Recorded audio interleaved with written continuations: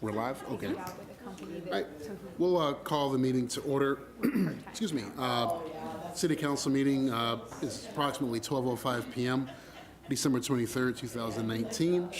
And Madam Clerk, can we please get a roll call? Shelley Dahlquist. Here. Sarah Watson-Curry. Here. Shelley Carlson. Here. Heidi Duran. Here. Deb White. Here. Larry Selfable. Here. Chuck Fenderson. Here. Steve Wood. And Mayor Jonathan Judd. Here. We can please stand and recite the Pledge of Allegiance. Pledge allegiance to the flag of the United States of America and to the republic for which it stands, one nation, under God, indivisible, with liberty and justice for all. Thank you, everyone. The Moorhead City Council welcomes and encourages public input on issues listed on the agenda or of general community interest, time and council permitting. Speakers are limited to 3-minute presentations. Advertised public hearings are scheduled so that the public is afforded an opportunity to speak. Public hearings are generally scheduled 15 to 30 minutes after the start of the meeting. However, the starting time may vary depending on other scheduled agenda items.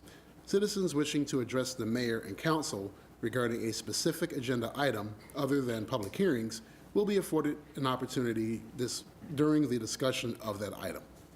Citizens wishing to speak on matters not listed on the agenda will be afforded the opportunity to do so under the heading Citizens Addressing the Council, usually scheduled at the beginning and the end of the agenda.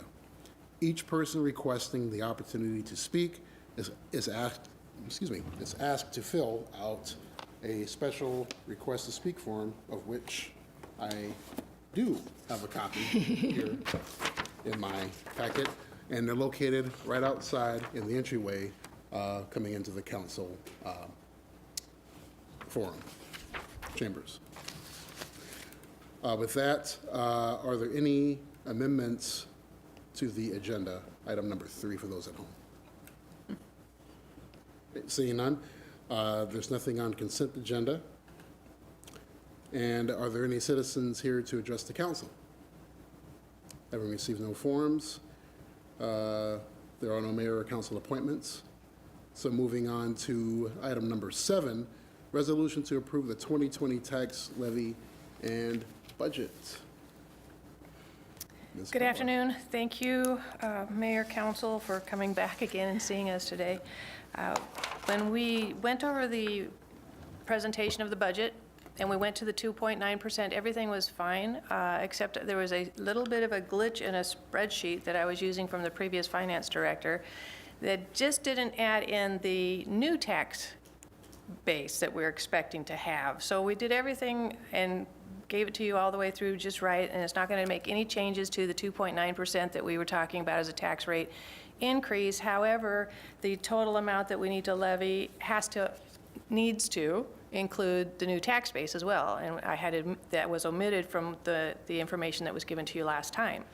So in adding in the additional tax capacity that we so greatly need and appreciate, that brings our actual dollar that we're levying to the increased amount plus the additional amount that we would get from these new businesses and new construction or assessment changes.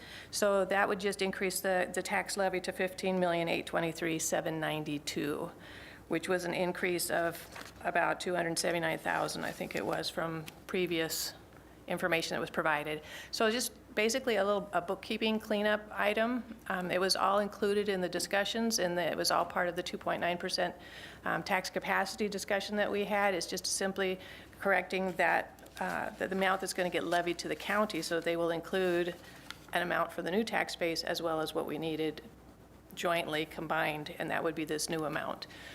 So if you have any questions, the other thing, there's just some minor adjustments on the fund amounts too that we cleaned up. That was because we're doing a couple things this year. We were pulling rental registration and parks and the Comp Center, HHIC, into the general fund. So they'll all be general fund departments instead of a fund of its own, which is very common for those to be part of the general fund. So we're cleaning up that as well. And in doing so, it just increased the general fund a little bit more than, because I was pulling those all together. So we wanted to clean that up again. So after taking a little harder look, making sure we were all ready to go to get this to the county, because we have to have this levy to the county by December 28th. So today is a good time to get back in here, and I appreciate you being here and just approving this increased tax levy amount. Again, it does not increase the 2.9% tax rate increase that was discussed and presented to the public. So if you have any questions, I'd be happy to answer. Okay.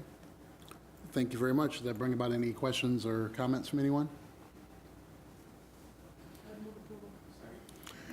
Motion to approve made by Councilmember Duran, seconded by Councilmember Hendrickson. Any further discussion? All in favor, please signify by saying aye. Aye. All opposed, same sign. Motion carries. Thank you. Thank you very much. Okay. Item number 8, Mayor and Council reports. Any reports from anyone on that dais before Christmas? No? Okay. City manager reports, updates? No? No executive session? Any new business? All right. Any citizens that wish to address the council now? No? Hearing none. Is there a motion to adjourn? Second. Motion made by Councilmember Duran, seconded by Councilmember Carlson. We'll give it to you, okay? I'm assuming there's no objection. We are adjourned. Thank you.